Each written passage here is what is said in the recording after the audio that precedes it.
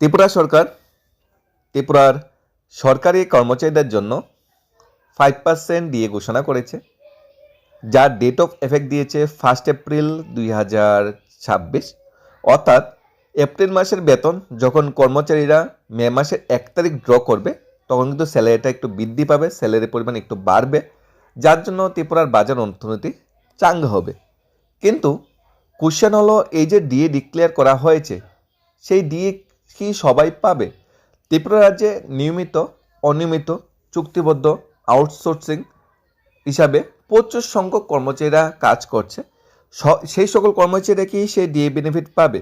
অনিয়মিতর মধ্যে যারা আছে ডিআরডব্লিউ, পিটিডব্লিউ, কন্টিনজেন্ট, হোমগার্ড, চুক্তিবদ্ধর মধ্যে অঙ্গনারী, আশাকর্মী, pump operator, mid day meal worker, তাছাড়া আছে রেগা কর্মচারী যারা আছে চুক্তিবদ্ধ, কিংবা সর্বশেষ শিক্ষক কর্মচারী যারা আছে, বনমিত্র যারা আছে, সবাই কি সেই ডিএ বেনিফিট পাবে? সবাই কি সরকারকে ধন্যবাদ জানাবে যে সরকার 5% ডিএ ডিক্লেয়ার করেছে? সরকার বা সংশ্লিষ্ট মন্ত্রিসভা সবার সাথে কি সমান ব্যবহার করেছে? দ্রব্যমূল্যের বাজারে যখন জিনিসপত্রের দাম বাড়ে, তার উপর মিলিয়ে কর্মচারীদের ডিএ ঘোষণা করা হয়, যেটা ত্রিপুরা সরকার করেছে, বরাবরই সবসময় করে আছে। কিন্তু দেখা গিয়েছে সেই দ্রব্যমূল্যের বাজারে যেসব কর্মচারীরা হতাশাগ্রস্ত, সেই সব কর্মচারী সবাই কিন্তু সেই ডিএ পাচ্ছে না। শুধু নিয়মিত কর্মচারীদের জন্য জিনিসপত্রের দাম বাজারে বাড়েনি, অনিয়মিত, চুক্তিবদ্ধ বা অন্যান্য কর্মচারীর জন্য কিন্তু ডিএ না জিনিসপত্রের দাম বাজারে বৃদ্ধি পেয়েছে। এখন দেখে নিতে পারি কারা কারা এই ডিএর ফুল বেনিফিট পাবে না, এবং সর্বশেষ তাদের কত বেতন বৃদ্ধি পেয়েছিল, সর্বশেষ মন্ত্রিসভা কবে তাদের লাস্ট বেতন বৃদ্ধি করেছিল, এবং বর্তমানে কি ধরনের বেতন দিয়ে তাদের সংসার প্রতিপালন করছে। এবং 5% দিয়ে যেহেতু এখন এডিসি নির্বাচন চলছে, ভবিষ্যতে যদি ডিএ ডিক্লেয়ার করা হয়, তাহলে তারা কি আবার এক কিস্তি দিয়ে পাবে কিনা, বা সরকারকে এডিসি নির্বাচনের পর তাদের জন্য কিছুটা রিলিফ দেবে কিনা। এখানে প্রথমত ত্রিপুরা সরকার অধীনে যে পিএসইউগুলো আছে, পিএসইউ বলতে TSECL, TNGCL, Tripura forest development corporation limited, Tripura যে জুট মিল আছে, কিংবা পূর্বাশা, এগুলা যে পিএসইউগুলো আছে, তারা ডিএ কিন্তু সরাসরি পাবে না। যদি ফান্ডের অ্যাভেলেবিলিটি থাকে, রিসোর্সের অ্যাভেলেবিলিটি থাকে, তাহলে তারা ডিএ পাবে, সেটা কিন্তু এই অর্ডারে বলা আছে। লোকাল বডি যেরকম মিউনিসিপ্যাল কাউন্সিল, মিউনিসিপ্যাল কর্পোরেশন, নগর পঞ্চায়েতগুলো আছে, সেখানে কর্মচারীরা যারা ডাইরেক্ট রিক্রুটমেন্ট, ত্রিপুরা সরকার অধীনে নয়, যারা ডাইরেক্ট রিক্রুটমেন্ট সেই লোকাল বডিজ, তারা ডিএ পাবে কিনা সেখানে ফান্ডের অ্যাভেলেবিলিটির উপর নির্ভর করছে। অটোনোমাস বডি যেগুলো আছে, সেগুলো সব কিছু ডিএ পাবে কিনা সেখানে ফান্ডের অ্যাভেলেবিলিটির উপর নির্ভর করছে। 1/4/2026 থেকে তারও এফেক্ট পাবে, যদি তারা শেষ ক্যাপাবিলিটি থাকে। ফিক্সড পে কর্মচারীরা ডিএ পাবে, তবে ফুল বেনিফিট পাবে না, যেহেতু ফুল বেসিক দেওয়া হচ্ছে না। কেউ যদি 16,000 বেসিক থাকে, ইনিশিয়াল 75% দেওয়া হচ্ছে, অর্থাৎ বেসিকই দেওয়া হচ্ছে 12,000, অর্থাৎ বেসিকে যদি 4,000 টাকা কম দেওয়া হয়, তাহলে ডিএতেও সেখানেও কমবে। সেই 12,000 উপর তাদের 5% ডিএ বৃদ্ধি পাওয়ার পর যে টাকাটা আসবে, সেই টাকাটা দেওয়া হবে। অন্যান্য কর্মচারী যেমন আছে ত্রিপুরা সরকার অধীনে, তারা কারা কারা ডিএ পাবে না, যেরকম আমরা অঙ্গনওয়াড়ি ওয়ার্কার আছে ত্রিপুরা সরকার অধীনে, সেই অঙ্গনওয়াড়ি ওয়ার্কারদের বেতন লাস্ট জানুয়ারি 2023 সালে বিধানসভা নির্বাচনের আগে বৃদ্ধি করা হয়েছিল। অঙ্গনওয়াড়ি ওয়ার্কারের বেতন 600 টাকা বাড়ানো হয়ে 8,000 টাকা বেতন হয়েছিল মিনিমাম। আর অঙ্গনওয়াড়ি হেল্পারদের 700 টাকা বেতন বৃদ্ধি পেয়ে মিনিমাম স্যালারি 5,000 টাকা করা হয়েছে। এরপর সম্ভবত বেতন বৃদ্ধি করা হয়নি, আর বেতন বৃদ্ধি করা হলো অনেক সামান্যই পরিমাণে বেতন বৃদ্ধি করা হয়েছে। অর্থাৎ 5,000 ও 8,000 টাকা বেতনে অঙ্গনওয়াড়ি কর্মী ওয়ার্কারদের কাজ করতে হচ্ছে। এই 5% ডিএ বৃদ্ধি পাওয়ার ফলে অঙ্গনওয়াড়ি কর্মী বা ওয়ার্কারদের একটাও কিন্তু বেতন বৃদ্ধি পাবে না। ত্রিপুরা সরকারের অধীনে যেরকম আশা যে কর্মচারী আছে, আশা ওয়ার্কার সংখ্যাটা 7,767 জন আশা ওয়ার্কার আছে, 1-2 নয়। ত্রিপুরা সরকার হেলথ অ্যান্ড ফ্যামিলি ওয়েলফেয়ার ডিপার্টমেন্টের অধীনে তাদের বেতন 1,000 টাকা বৃদ্ধি করা হয়েছিল জানুয়ারি 2023-এ। এরপর কিন্তু তাদের বেতন বৃদ্ধির আর কোনো সিদ্ধান্ত সরকার নেয়নি, আর নিল যৎসামান্য বেতন বৃদ্ধি করা হয়েছে। অর্থাৎ আশা ওয়ার্কারের বেতনে কিন্তু এই ডিএ ডিক্লেয়ার করার ফলে একটাও কিন্তু বৃদ্ধি পাবে না। তাছাড়া ত্রিপুরা সরকারের অধীনে 2,474 জন পাম্প অপারেটর আছে যারা ডিডাব্লিউএস ডিপার্টমেন্টে, এবং 1,751 জন পাম্প অপারেটর যারা আছে তারা রুরাল ডেভেলপমেন্ট ডিপার্টমেন্টের অধীনে কাজ করে। সেই পাম্প অপারেটরের বেতন 2023 সালের জানুয়ারি মাসে 7,410 থেকে 7,010 টাকা করা হয়েছিল, আর 5,110 থেকে 7,600 টাকা করা হয়েছিল। এখানে 2300 2400 হিউজ পরিমাণ একটা বেতন বৃদ্ধি পেয়েছিল 2023 জানুয়ারি মাসে। এরপরে লামসাম মন্ত্রিসভাতে 400-500-700 টাকা বেতন বৃদ্ধি করা হয়েছিল গত বছর। এরপরে কিন্তু পাম্প অপারেটরের বেতন কিন্তু আর কিন্তু বৃদ্ধি করা হয়নি, অর্থাৎ পাম্প অপারেটরের বেতন 7 থেকে 8 হাজার টাকা বেতনে, 7.5 থেকে 8 হাজার 8.5 টাকা বেতনে তাদের কাজ করতে হচ্ছে। এই যে ত্রিপুরা সরকার 5% দিয়ে দিয়েছে, পাম্প অপারেটর যারা কাজ করতে ত্রিপুরা সরকার অধীনে এই 5% দিয়ে কিন্তু তারা কিন্তু পাবেন না। তাছাড়া ত্রিপুরা সরকারের অধীনে যে বনমিত্র কর্মচারী যারা আছে ফরেস্ট ডিপার্টমেন্টের অধীনে, এই 5% ডিক্লেয়ার করার ফলে বনমিত্র যারা কর্মচারী আছে তারা কিন্তু 1 টাকাও কিন্তু বেতন বৃদ্ধি পাবে না। রেগা কর্মচারীদের বেতন 5% বৃদ্ধি করা হয়েছিল, যার জন্য রেগার যে অ্যাসোসিয়েশন যারা আছে, all Tripura MGN REGA employee welfare association, তারা ধন্যবাদ জানিয়েছিল 5% বৃদ্ধি পাওয়ার ফলে। এটাও হয়ে গেছে 1 বছর কাছাকাছি 5% বৃদ্ধি করা হয়েছিল। এরপর কিন্তু রেগা কর্মচারীদের বেতন আর সে পরিমাণ বৃদ্ধি করা হয়নি, অর্থাৎ এই 5% যে ডিএ ডিক্লেয়ার করেছে বর্তমান সময়, সেই ডিএ বৃদ্ধির ফলে রেগা কর্মচারীর বেতন কিন্তু 1 টাকাও বাড়বে না।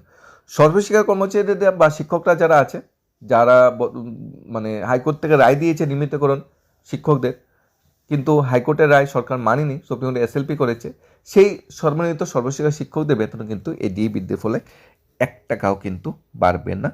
1 টাকাও বেতন বৃদ্ধি পাওয়ার কোনো সম্ভাবনা নেই সর্বশিক্ষা শিক্ষকদের। তারাও কিন্তু শিক্ষা দপ্তরে মানে গুরুত্বপূর্ণ পদে তারা দায়িত্ব পালন করছে, শিক্ষকের পদে দায়িত্ব পালন করছে, কিন্তু এই ডিএ বৃদ্ধির ফলে কিন্তু সর্বশিক্ষা শিক্ষকদের বেতন কিন্তু 1 টাকাও কিন্তু বৃদ্ধি কিন্তু পাবে না।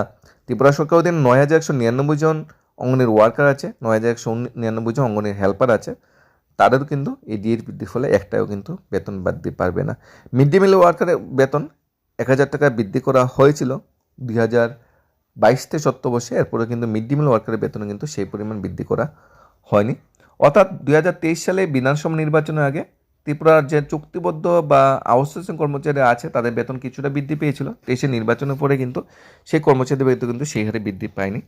তাছাড়া ত্রিপুরার যে আউটসোর্সিং কর্মচারী আছে, যারা সোফেদের আন্ডারে নিয়োগ করা হয় কিংবা কোনো থার্ড পার্টি অর্গানাইজেশনের আন্ডারে নিয়োগ করা হয়, যারা ত্রিপুরা সরকারের বিভিন্ন দপ্তরে গুরুত্বপূর্ণ দায়িত্ব পালন করছে, সেই সব কর্মচারী কিন্তু ডিএ ফলে একটু বৃদ্ধি পাবে না। সেখানে টেকনিশিয়ান আছে, ইঞ্জিনিয়ার আছে, নার্সিং স্টাফ আছে, প্রচুর সংখ্যক কর্মচারী আছে ত্রিপুরা সরকার অধীনে যারা আউটসোর্সিং হিসেবে কাজ করছে বা এনএচআরএম বা সেন্ট্রালি কোনো প্রজেক্টের আন্ডারে কাজ করছে, তাদের কিন্তু ডিএ বৃদ্ধির ফলে 1 টাকাও কিন্তু তাদের বেতন বৃদ্ধি কিন্তু পাবে না।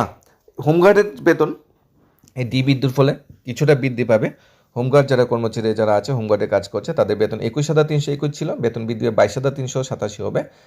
বিলের চৌকিদার পার্ট টাইম ওয়ার্কারের বেতন কিছুটা বৃদ্ধি পাবে ডিএ বৃদ্ধি ফলে। ডিআরডব্লিউ মান্থলি রেটের ওয়ার্কার যারা আছে তাদের বেতন কিছুটা বৃদ্ধি পাবে। এখানে এসপিও যারা আছে, ত্রিপুরা সরকারের এসপিও পদে যারা কর্মচারী যারা আছে, তারা যারা নিয়মিত করার জন্য হাইকোর্টে কেস করেছিল, কিন্তু হাইকোর্ট থেকে তাদের সমকার্য সমবেতন কিংবা তাদের বেতন বৃদ্ধি করে রায় দিয়েছিল, সেই রায়ের উপর ভিত্তি করে মন্ত্রিসভা এসপিওদের বেতন 7-8 হাজার থেকে বৃদ্ধি করে 12,000 টাকা করেছিল, সেটা ওই হাইকোর্টের রায়ের উপর ভিত্তি করে।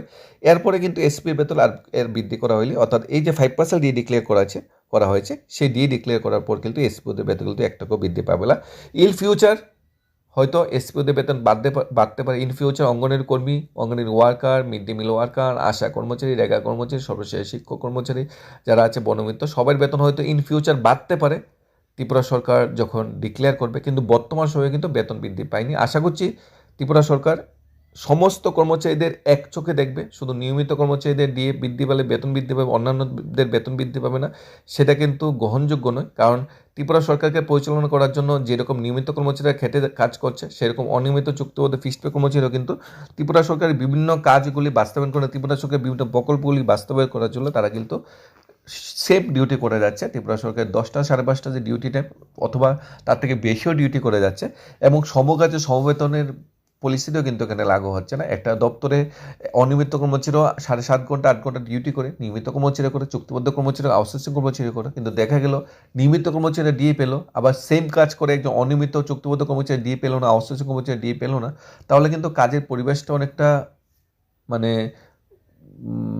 ডিফারেন্স সৃষ্টি হয়, কাজে অনেকটা গতি বা স্থূলতা আসে। কারণ একই অফিসে একই শ্রেণীর কাজ যারা করছে সবাই কিন্তু সেম বেনিফিট পাচ্ছে না।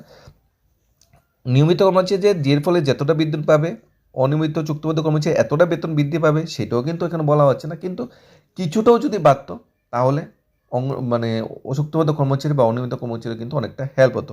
অনিয়মিত কর্মচারীরা কিছু পার্সেন্টেজ দিয়ে যদিও পেয়েছে, কিন্তু চুক্তিবদ্ধ কর্মচারীরা বা সেন্ট্রাল প্রজেক্ট অধীনে যারা কর্মচারী যারা আছে তারা কিন্তু একটাও কিন্তু ডিএ বৃদ্ধির ফলে, মানে 5% ডিএর ফলে একটাও বৃদ্ধি পায়নি। এখন কোশ্চেন হলো, লাস্ট যে 3% দিয়ে দিয়েছিল, এর আগে 4% বা 5% দিয়ে দিয়েছিল, তখন কি বৃদ্ধি পেয়েছে? উত্তর হলো না, বৃদ্ধি পায়নি। লাস্ট যে দিয়ে দিয়েছিল সেই দিয়ে বৃদ্ধির ফলে বেতন বৃদ্ধি পায়নি, এর আগে যে দিয়ে দিয়েছিল সেখানেও বেতন বৃদ্ধি পায়নি, এবার যে দিয়ে দিয়েছে এই ডিয়ের ফলেও কিন্তু বেতন বৃদ্ধি পায়নি। তাই আমার ত্রিপুরা সরকারের কাছে অনুরোধ থাকবে যে সমস্ত কর্মচারীদের ডিএ বৃদ্ধির ফলে যে বেতন বৃদ্ধি পেয়েছে, এরকম যে চুক্তিবদ্ধ কর্মচারীরা যাতে ডিএর ফলে সামান্যটুকু বেতন বৃদ্ধি পায়। কারণ দ্রব্যমূল্যের বাজারে তারা এইসব কর্মচারীও কিন্তু ক্ষতিগ্রস্ত। শুধু দ্রব্যের বা জিনিসপত্রের দামটা শুধু নিয়মিত কর্মচারীর জন্য বাজারে বৃদ্ধি পায়নি, অনিয়মিত চুক্তিবদ্ধ অন্যান্য কর্মচারীর জন্য কিন্তু বাজারে জিনিসপত্রের দামটা বৃদ্ধি পেয়েছে।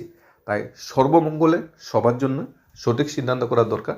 কারণ গার্জিয়ান কিন্তু ত্রিপুরা সরকার, গার্জিয়ানকে সবাইকে সমান চোখে দেখার দরকার।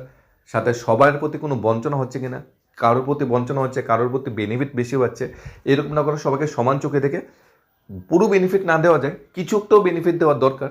কারণ এই সকল কর্মচারীও ত্রিপুরা সরকারের ডেভেলপমেন্টে, ত্রিপুরা সরকারের উন্নয়নে, ত্রিপুরা সরকারের বিভিন্ন কাজগুলি বাস্তবায়নে এক সারিতে কাজ করছে। ধন্যবাদ।